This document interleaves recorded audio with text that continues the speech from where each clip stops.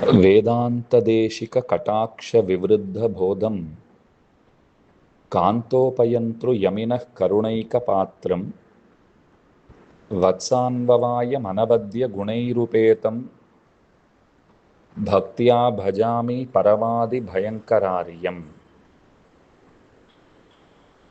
பிரதிவாதிபயங்கர மன்னன் என்னும் ஆச்சாரியர் மணவாள மாமுனிகளுடைய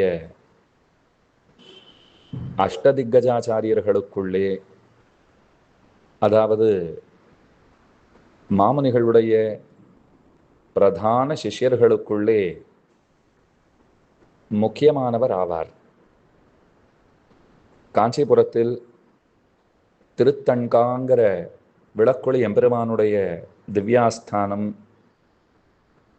அந்த திவ்ய தேசத்திற்கு வெகு அருகில் அங்கிருக்கிற அக்ரஹாரத்திலேயே அவதரித்த பெருமைக்கு உரியவர் பிரதிவாதிபயங்கர மன்னன். வேதாந்த தேசிகனும் அங்கேயே திருவவதரித்தவர்.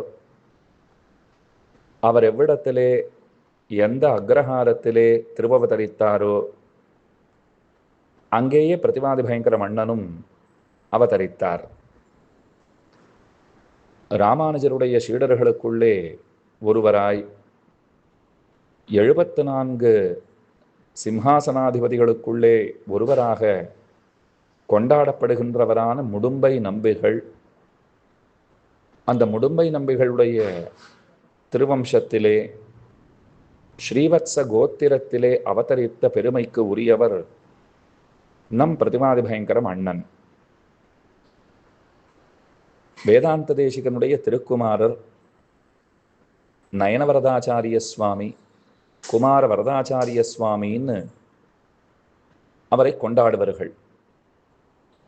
அந்த சுவாமியினிடத்தில் ஆசிரயித்து சகலார்த்தங்களையும் அவரிடத்திலே கிரகித்து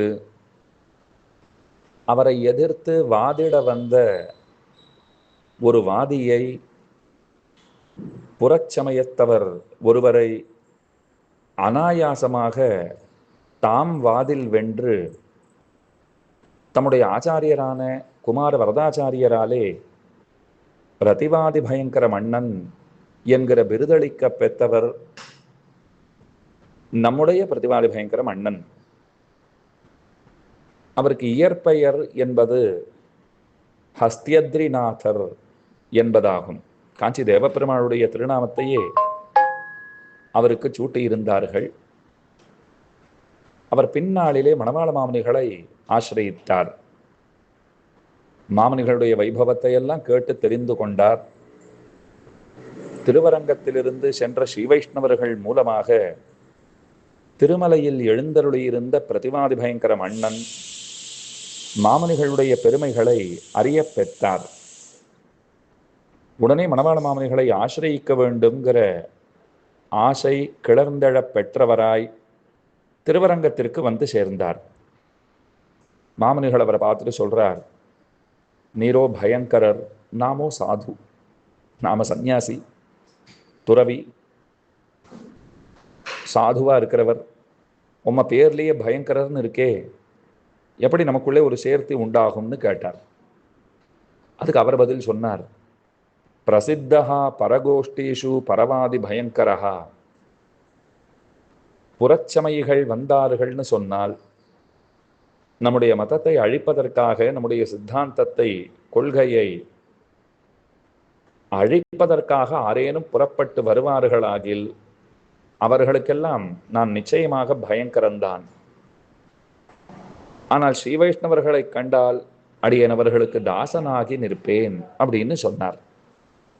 உடனே மாமுனிகள், இன்று முதற்கொண்டு தேவரீர் ஸ்ரீ வைஷ்ணவ தாசன் என்றே அழைக்கப்படுவீர், அறியப்படுவீர் என்று அனுகிரகித்தார். அதனால தான் பிரதிவாதி பயங்கர சுவாமியினுடைய சம்பந்தம் பெற்றவர்கள், அவருடைய வம்சத்திலே உதித்தவர்கள் தங்களை ஸ்ரீ வைஷ்ணவ தாசர்கள் என்றே சொல்லிக் கொள்வார்கள்.